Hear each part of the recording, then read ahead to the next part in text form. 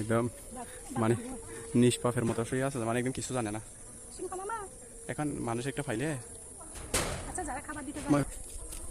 নড়াচড়া করতে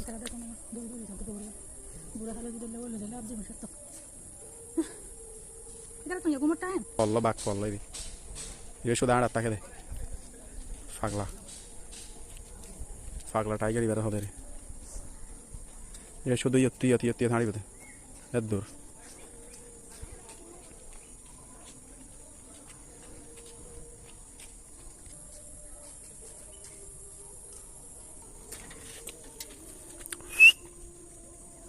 হাঁটবে দে ওর কাছ